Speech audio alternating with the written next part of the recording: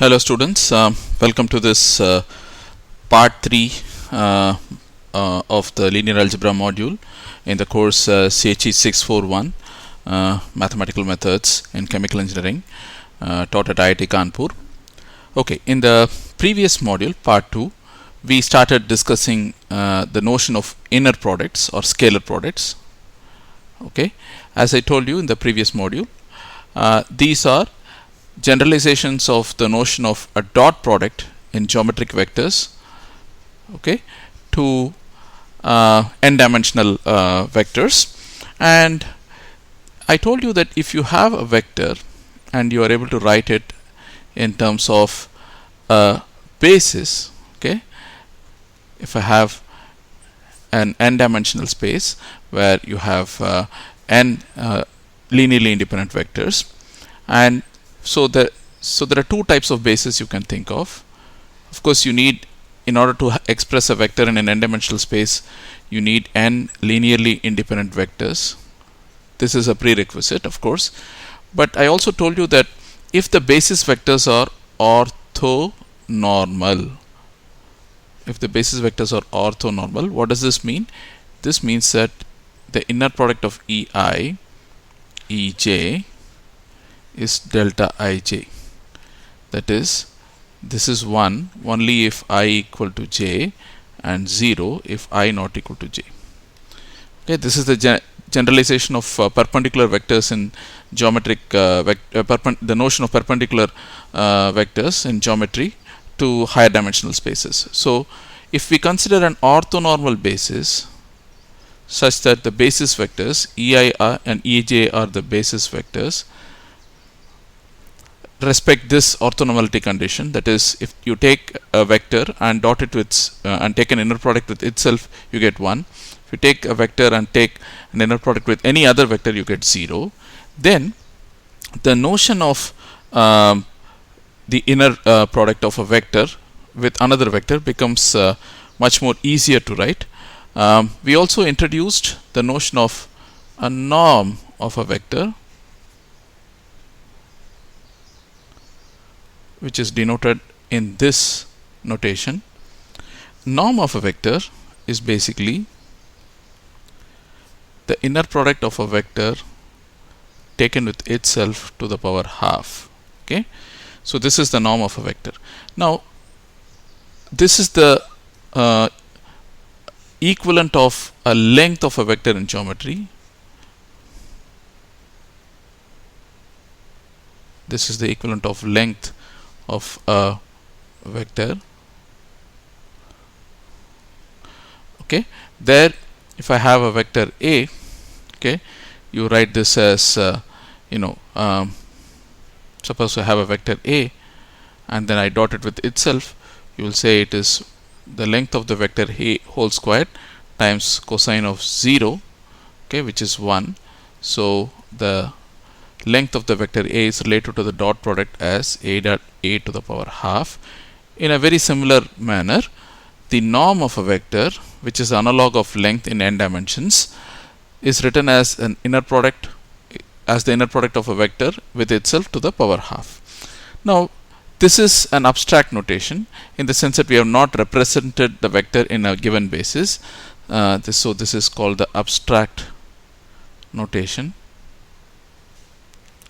Okay, now if I were to write this in a given basis, express this in a given basis, so what I will do is I will say A inner product A is nothing but summation over I summation over j. Okay, remember that the first so basically let's just spend one further step. So what you will do is summation over I AI EI inner product summation over j AJ EJ. From the basic definition of inner products, whatever coefficients that come on the left will appear as complex conjugates, right? So what you will get is therefore some double summation over I and j, AI star AJ, and then EI inner product EJ. We know what this is, right? We know what this object is. This object is nothing but delta ij if the basis is orthonormal. I will come to what will happen if the basis is not orthonormal a few minutes later in this module, but right now it is very convenient if you have the basis to be orthonormal. So this is nothing but summation I summation j ai star aj delta ij. Okay, so delta ij will take a value of 1 only if I equal to j, so one of the summations will vanish and this will be simply summation over I ai star ai, which is nothing but summation over I equals 1 to n, of course, mod ai the whole square. This is if ai star is a complex number, then z star is mod absolute value of z the whole square. We are using the same notion. So the norm of a vector a is defined as inner product of a with itself to the power half is summation over I equals 1 to n ai squared to the power half. Okay, there is of course a direct analogy with geometric vectors. What is the analogy? The length of a vector in 3 dimensions, you will write it as a1 squared plus a2 squared plus a3 squared to the power half, where a vector is written as a1 e1 plus a2 e2 plus a3 e3. Okay, but usually in geometry we consider real vectors in the sense that the vector space is real, the coefficients are real numbers. But in general, when we discuss linear algebra, we will consider vectors to be in a complex vector space, that is the scalars can have complex numbers, but yet the norm of a vector, you will see, is a real quantity because it is a summation of absolute values of complex numbers. So norm of a vector is a real quantity. That is the way it is defined. Now if you go back and think, step back for a moment and think about the two axioms for inner product, they were designed in such a manner that you get the norm to be a real quantity. You remember the way in which we try to write this inner product in terms of basis vectors, and we use the properties, the basic axioms of inner product. The basic axioms are designed or written in such a manner or devised in such a manner that that you get the norm of a vector to be a real quantity. Okay, now so and the other thing that we also did briefly was that if I have inner product of a with respect to b, some other vector b, what is this? This is summation I ai inner product summation j aj bj ej. Again the same idea, so it's a double sum over I and j. The first coefficients will appear as complex using the basic postulates of an inner product, and then you have ei ej. Again, if I were to assume the basis to be orthonormal, sorry about this, if I were to assume the basis to be orthonormal, then this is delta ij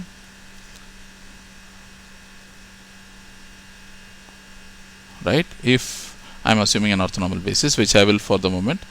So again, if this is delta ij, ab will be written as summation over I ai star bi. Okay, this is again something that's familiar to you from basic geometry.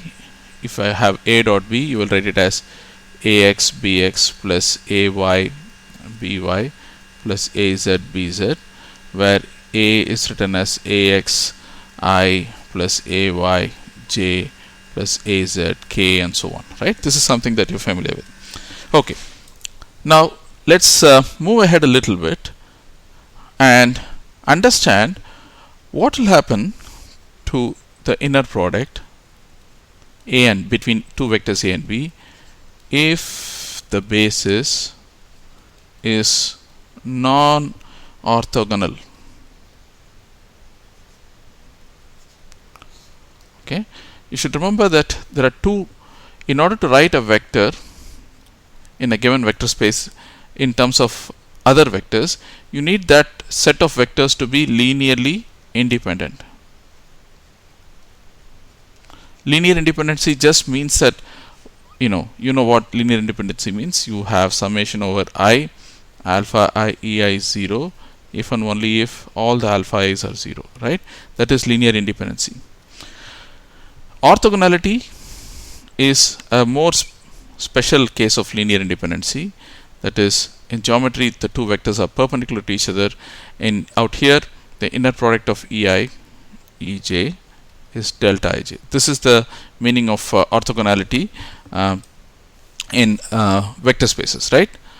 So I want to know what will happen to the inner product between A and B if the two vectors, if the vectors are represented in a basis which is not orthogonal. Okay, so most of the steps, or at least part of the steps, are similar to what we wrote before. So you will get this part A star bj ei ej. The only difference is that ei ej is not delta ij, it's not the Kronecker delta. This has to be written as a new matrix, or sorry, a new quantity called gij. So gij is defined as the inner product of ei with respect to ej. Okay, now then gji is ej inner product ei. Okay, now gji star, remember these are inner product is a scalar, so in general these are complex numbers. So if I take the complex conjugate, I will get ej ei star, but from the basic axioms of inner products, just recall from the earlier module, this is nothing but ei ej. Okay, so what is ei ej? Gij. So what we have shown is that gij is equal to gji star. This is something we just showed. Okay. Okay. Now, so what has this got to do with a dot b? Now let's write from this expression. We will start from here. Oops, I'm sorry about this. We'll start from this expression again. So we had a inner product b is equal to summation I summation j a I star gij bj. Okay, so this is the inner product between these two vectors a and b. Now what happens if I take the norm of a vector a, which is related to a itself? So norm squared is a times a inner product a. Now I want to show, we already showed that the norm of a vector is real if the basis is orthogonal. The question is this real even if the basis is non-orthogonal? Okay, if the basis is real, we showed that this is nothing but we showed that norm a is nothing but summation over I mod a squared to the power half. Okay, this is if it is orthogonal basis, but we are not considering orthogonal basis anymore, right? So how do we do this? So let's consider a inner product a, that's nothing but summation double summation, of course, ij ai star gij bj. This is nothing but, so but if I take a to the star, the complex conjugate of this, okay, I am going to take the complex conjugate of the entire expression. So the first term will become real, the second term will become conjugate, the third term will become conjugate. Okay, so how do I get this? I get this by taking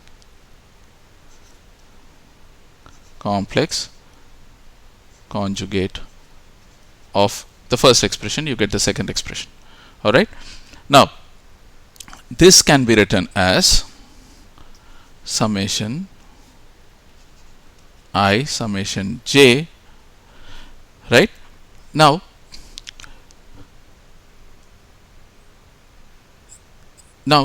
I'm sorry, this is there is no b, this is all only a because you're taking the inner product. I'm sorry about this. Now this is just a multiplication of three terms, so I can write this as aj star gij star ai.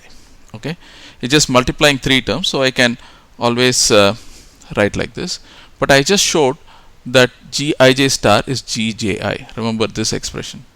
Okay, so that means that this is, instead of gij star,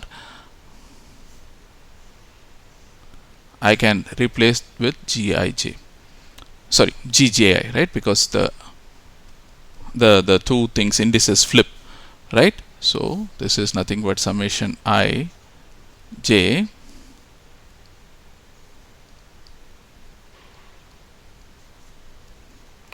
summation I j aj star gji ai.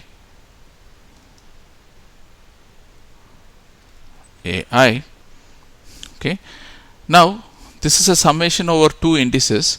I and j are dummy, so now I'm going to interchange I and j because these are dummy indices, so I can write j I. So wherever j happens I can write I, wherever I happens I can write j. Okay, this is a whole star, but if you look at what we started off with, right? If you look at what we started off with,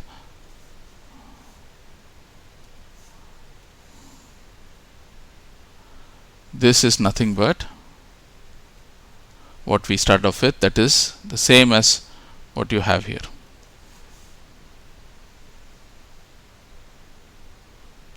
So this means that this is equal to AA. That is, even if the basis is non-orthogonal, because if AA whole star is equal to AA, then AA is real, right? Because you know that if a complex number is equal to its conjugate, it has to be real, right? Okay. So what is the advantage, despite having this small brief discussion on non-orthogonal basis? Okay, it is advantageous in many practical applications to stick to orthogonal basis. In particular, orthonormal basis. What is an orthonormal basis? The basis vectors ei and ej are such that if I take the inner product of them, ei and ej, you will get delta ij, which is either 0, which is I not equal to j, or 1 if I equal to j. Okay. So what is the advantage of an orthonormal basis?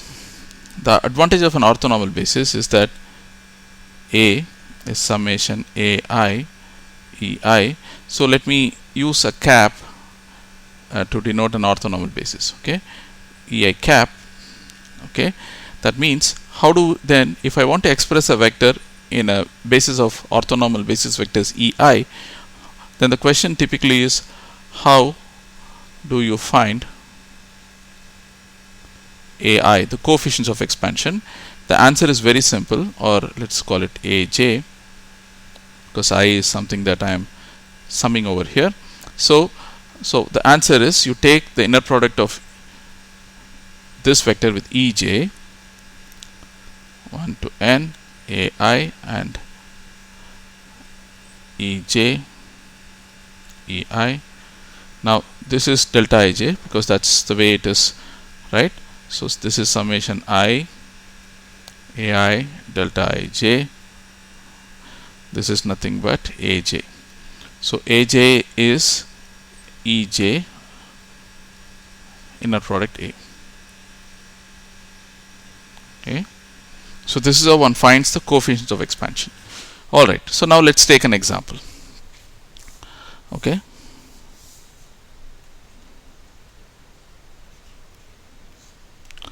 Now I originally have a vector like this, 1 plus I root 3 plus I in a given basis. What is that given basis? That given basis is, you can think of this as 1 0 plus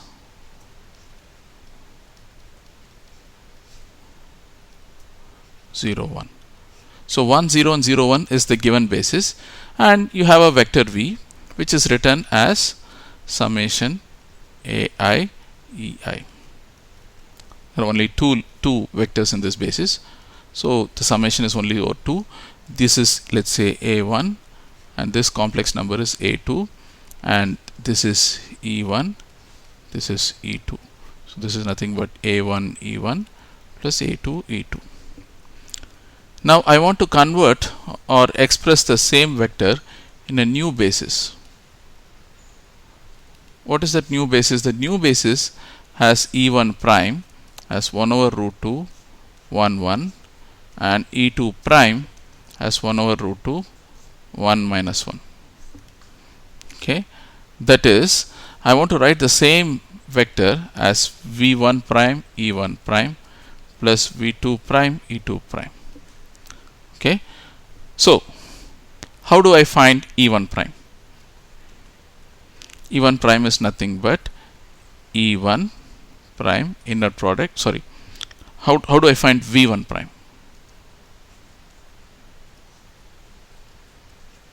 This coefficient, I have to take the inner product of this vector with e1 prime. Okay, so what is e1 prime? Sorry, what is this inner product? I know the basis, the new basis vector like this. I know the original vector also like this, right? So I can find out the inner product 1 over root 2 1 1.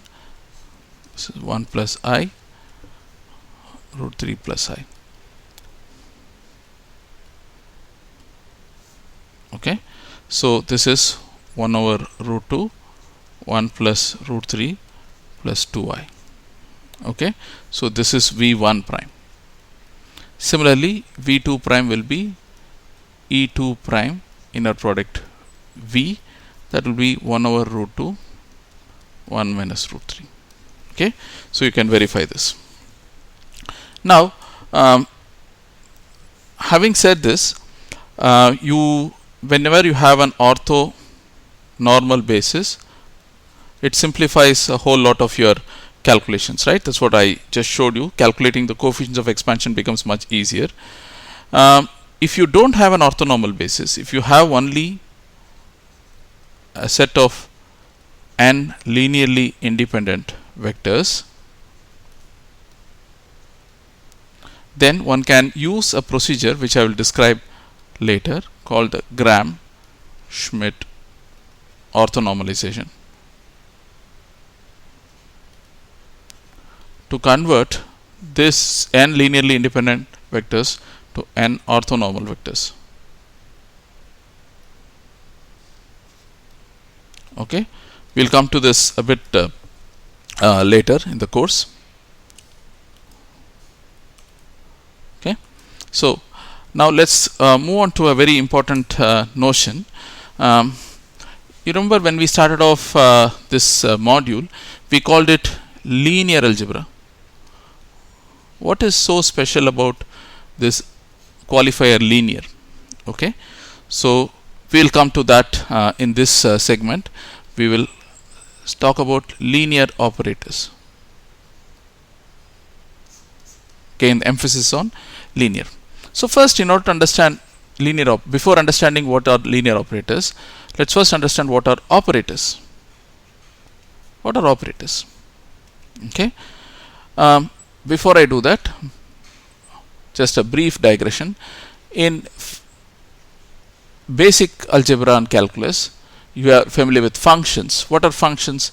Functions are, in some sense, some machines or some black boxes through which if you input a number x, it gives you another number. Okay, this is the black box or the machine. So if you input a number x, you get another number, let's say y. So y is equal to f of x is the function. Okay, so the function is like a machine that gives you a value. If you input a value, it takes a value of x and then it outputs a value y, right? That is the function.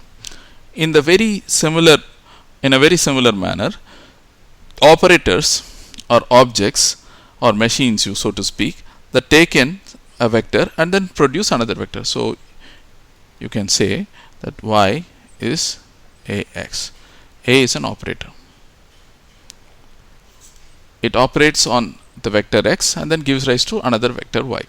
So far A is just an operator. We have not told what a linear operator is. I'll come to that in a couple of minutes. Okay, so this is like the input vector.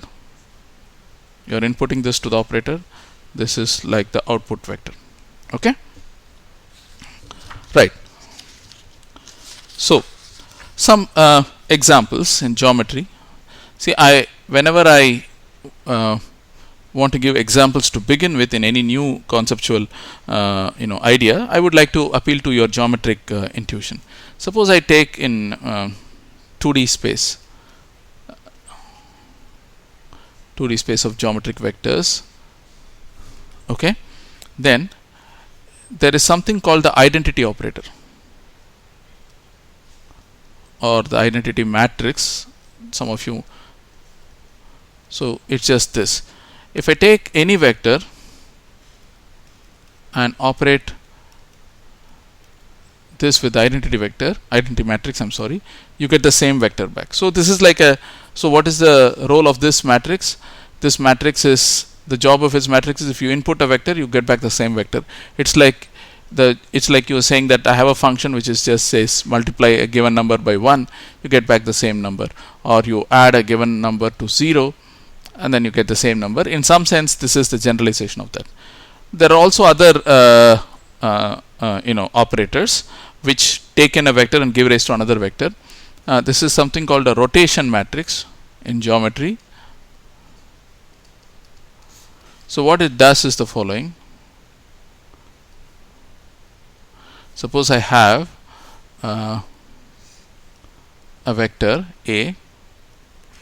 Okay, now what this will do is to rotate this vector. If I operate it, it will rotate it by an angle theta. Okay, so this is called the rotation matrix. It just doesn't change its magnitude, simply rotates. Okay, it's called the rotation matrix. Now in 2 dimensions, this will have the form cos theta minus sin theta, cosine theta. Okay, this is called the rotation matrix in 2D. So if I give a vector, if I multiply a vector x, okay, or sorry, in this notation, if I multiply, or in some sense, if I operate r on A, then you will get A prime, where theta is the angle of rotation. Okay, so these are operators. Also, operators are generalization of functions to vector spaces, wherein the operator acts on a vector to give rise to usually another vector in general. Now, the focus in our course will be on linear operators. These are a very special class of operators which satisfy. What are linear operators? Suppose I have an operator A. It acts on a linear combination of 2 vectors. What is a linear combination? You take a vector A, vector B, you multiply vector B by a scalar lambda, and vector B by some other scalar mu. Then this is lambda A plus mu A B. If this operator acts on this and the resultant is the same as this operator acting on this vector separately times lambda, and then this operator acting on this vector separately times mu, then this is like the definition of linear operator. This is a fundamental definition of a linear operation. Okay. Now this notion that y is equal to ax, okay, where a is an operator and a is, we are going to restrict ourselves to linear operator. So even if I don't say it, from now on it will be only linear operators, right? In this course we'll discuss only linear operators. Okay. So this is an abstract relation that transforms it. So operator a acts on x to give rise to another vector y. So this is an abstract notation or abstract relation. It doesn't refer to any coordinate frame. So the next question naturally comes that can I express this in a given basis? So the next question that I'm going to ask is, how does the linear transformation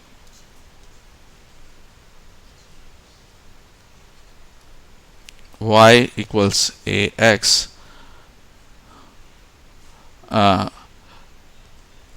happen in a given basis? That's the question we are going to address. Okay. Now, in a given basis, the given basis is a set of vectors ei. Okay. Now, the first thing to do is, now I should be able to write y as summation yi ei, and then x as summation. I'm assuming it's an n-dimensional space, so I'm not going to keep writing n. It's sort of implicit from now on, right? So xj ej, right? So I want to write y is equal to ax. So summation yi ei is equal to a summation xj ej, right? Now,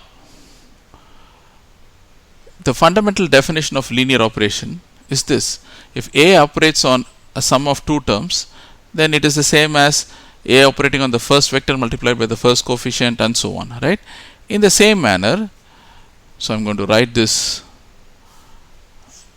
prominently, because a is linear, then you can write this as summation yi ei is equal to summation I xj aej.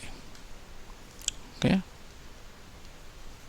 So goes without saying that I goes from 1 to n. Okay. So what I have done so far is, if I have a linear operation y equal to ax, where a is assumed to be a linear operator, in the sense that, what is meant by a linear operation? A times lambda x plus mu y is lambda ax plus mu ay. Okay, this is linear operation, right? So we saw in the last summation yi ei, I is summation over j aj aej. Now I want the yth component, so I want the ith component. Okay, of this expression. How do I do this? Or let's put it this way: I want the kth component yk. See, because I is summed over, j is summed over, I should think of some other component. So I want to, if I want to, in any expression, suppose I have vector a is summation ai ei. I told you that to find ai, you have to, or aj, you have to take the inner product of the vector with ej. So I want the kth component, so I have to take inner product on both sides with ek. Okay, so summation I yi ek ei is summation j aj ek aej. Now I'm going to assume that this is an orthonormal delta ki. So if I operate this, I'll get yk is nothing but summation over j aj and then this, right? ek aej. Okay. Now this quantity, okay, this quantity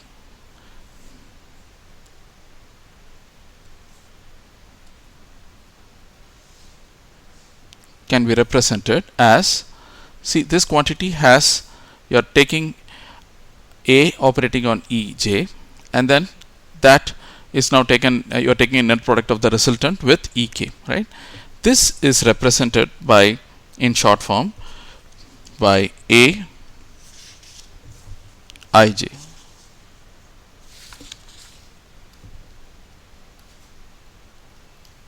Okay. So yk is some summation. I'm sorry if I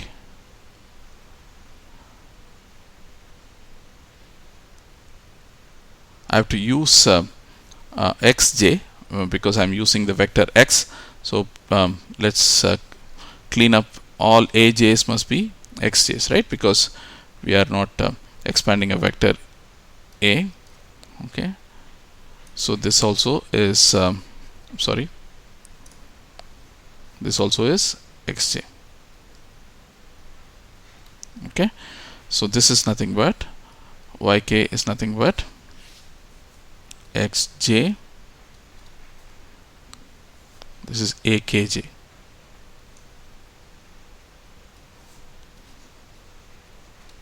Okay. So this is how one finds the component. Suppose I have a linear transformation y is equal to ax.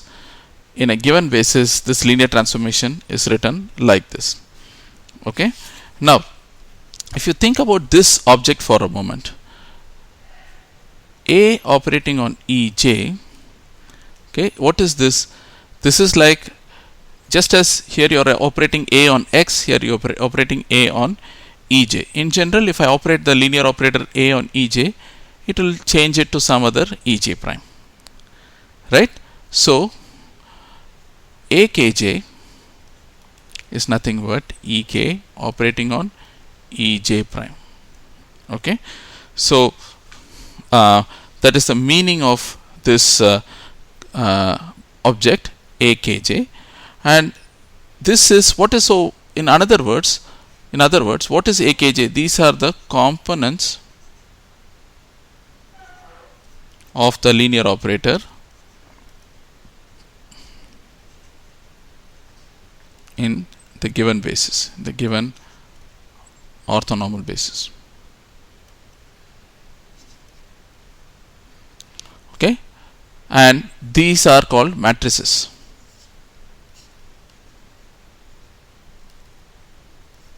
Okay.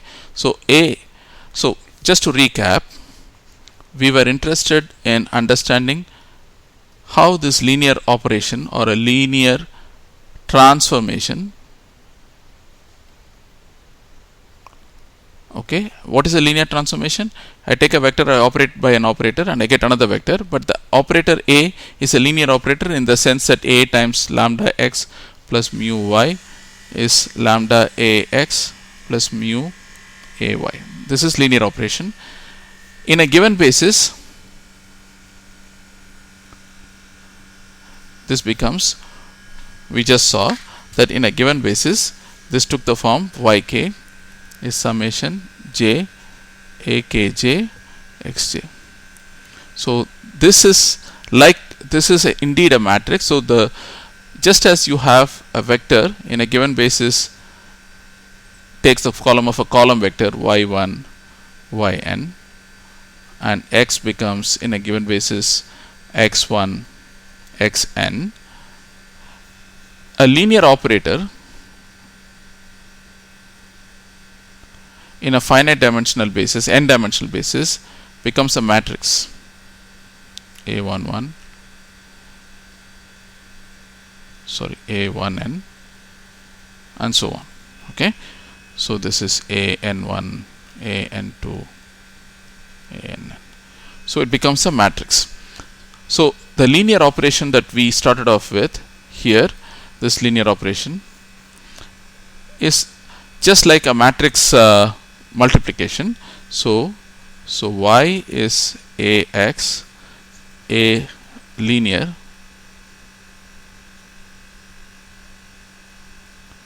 it's a linear operator. This is abstract notation.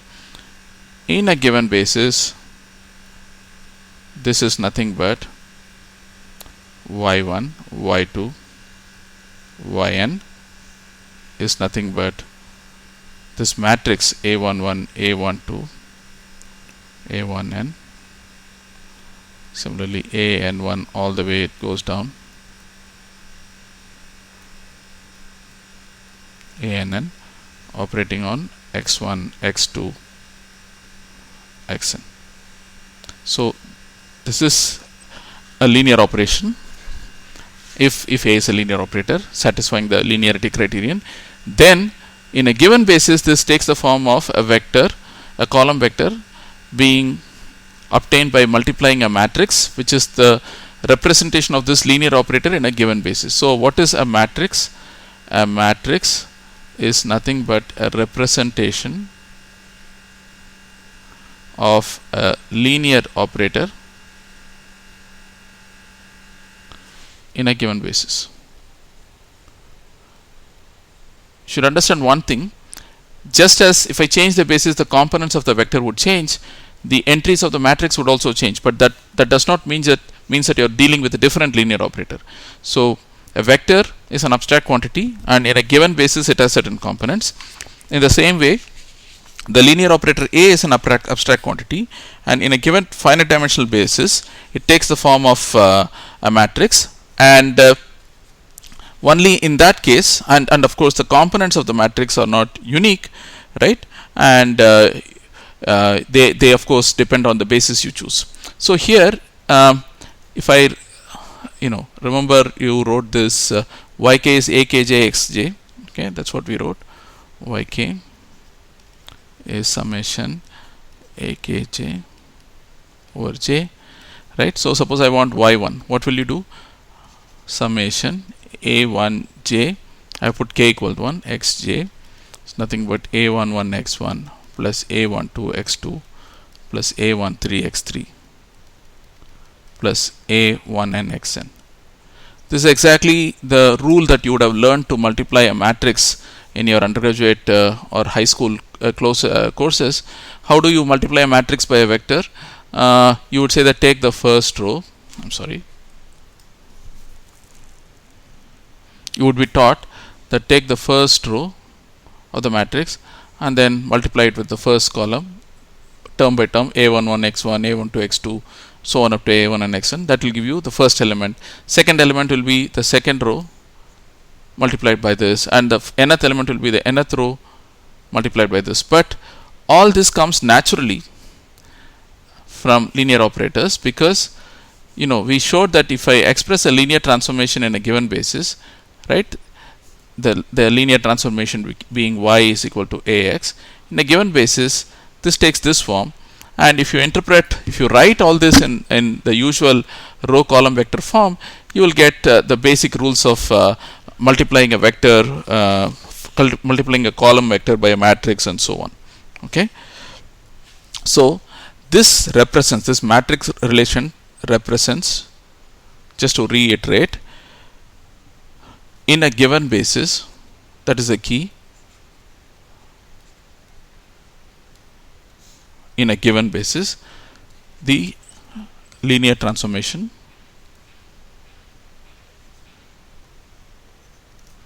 y equals ax. Okay, so there is one important connection. I would like to just make a quick digression. Many of you who are taking courses in fluid mechanics and transport phenomena will soon or would have already encountered the notion of tensors.